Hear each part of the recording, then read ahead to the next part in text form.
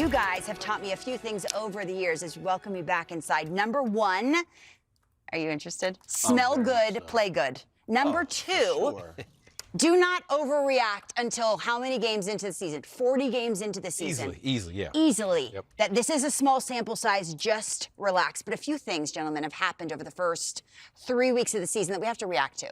We can overreact, we can appropriately react. But we're going to take you to Flushing, Queens, right off the bat. Mets fans, are you up? Because there has been some struggle in Flushing, Queens. Francisco Lindor and the Mets going through it. He's made a few mental errors, a few defensive lapses, and his manager called them weird and uncharacteristic. And, of course, everyone's human. Is there more to this? Are we overreacting? Is there a level of concern? Jimmy just took a deep breath. That tells me everything I need to know. What say you, J-Roll? You know, I don't want to overreact. But? There's a but. But it's the Mets. And when I say that, there's a different pressure of playing right beneath the Yankees, losing to the Phillies, although they beat them in the playoffs, but the Phillies having seemingly more success. Neither team has won the World Series, but seemingly more success. Going out there spending a boatload of money, seemingly there's friction in the clubhouse. And we saw it, you know, what we perceived on opening day, the handshake that went around the world. How much does that play? What is that clubhouse like? We don't know. Your leaders have to lead. They have to get along. They don't have to like each other. But in uniform, we have to come together for one purpose, and it has to be shown. Pedro likes to talk about a team finding their identity. He addressed the Mets last week. They need to do that. I don't know if it's from the same group of characters, a meeting from the top down. Usually it's a meeting from the bottom up, the manager letting the players. If we got to have it out, let's have it out. Let's talk about it. Let's get over what the issue is, and let's get to playing winning baseball. Let's have Curtis address the room. Ooh, that would be my solution. I'll always get in there and just bring everyone together. We're going to be together for hopefully 8 months. We got to find a way to get along enough in this ballpark, whatever it happens to be. But there's a lot of change. I always say change is a good thing, but sometimes it takes a little time. You have some stars over there that are no longer there anymore, Alonso and Nimmo, but you replaced them with other stars, with Simeon and Bichette. So you have the talent. You have the nucleus.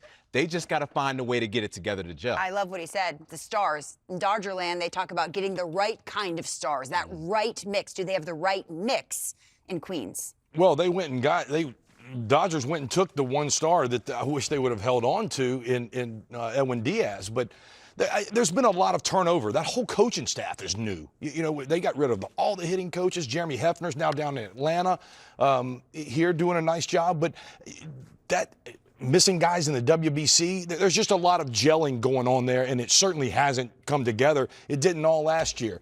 Jimmy's right. There's a lot of external pressures that go into being a New York Met. That fan base is hard. But, again, I'm not going to overreact to 40 games or so in because they have so much talent. Last year, they were really good. Last year, were the Astros good? It is with much frustration our producer, Dan, wanted to bring to light the Astros struggles. 8 straight losses. I reminded him when I walked in today. Carlos Correa said we have injuries, got it, but we're playing poorly. AL West, anyone's division. But does this 8-game stretch tell you anything about the future?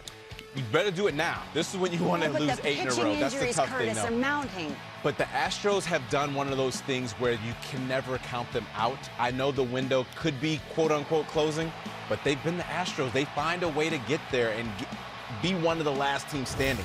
Last year was one of the first times, but just historically what they've been able to do. These numbers we see in front of us, those are going to change. They're not going to be sitting in the bottom of the rankings in all those categories. They will make moves as needed. Guys will get going. Guys will get hot. They just got to make sure everyone doesn't run away from them. Curtis, we talked about it, you know, with the Phillies and windows closing. They have a lot of the same cast of characters. No one's getting younger. We're talking about mileage. I am. Yep. Well, besides you, I mean, no one on the Astros is getting younger. They have a lot of mileage. They had a great run, and sometimes that window closes and you don't realize it. They went and got guys back to try to reinvigorate that team, but there are times, and we've all gone through it, that you look at the names and it's like there's no way we're going to lose. But the names, they're not that they're just names, but they're just names. You know, the game has shifted. The game has went out west. We've seen what the Dodgers have done, taken all the prospects that come along. Where's been that fresh injection for the Astros? I just don't think they have enough pitching. You lose this many Who guys. loses that many starters, except for the Dodgers? Starters, maybe? and then that back of the bullpen. Hader's not healthy. Abreu's not pitching well. They're swinging the bat okay. I don't think they have enough pitching to stay in this division. I think this division is going to run away from them. I really do. Before we go, we're taking you back to 2007. It was a good year, right? Amazing year. What did you win 2007? A lot of games. What did you win 2007? A lot of games as well. A lot of games. So 2007 was the greatest group of talent accepting hardware ever. Overreaction or underreaction? Yes or no? Ever? I mean, A couple Small assuming me with MVP. I mean, I don't know about ever. Look, I don't know about ever either, but, you know, I've been an overachiever my whole life, and I'll take it. All day. I mean, I get to still share the dais with you. I mean, look, It was the good small group that won the big stuff. That's what it was. There it is. That's what it was, exactly.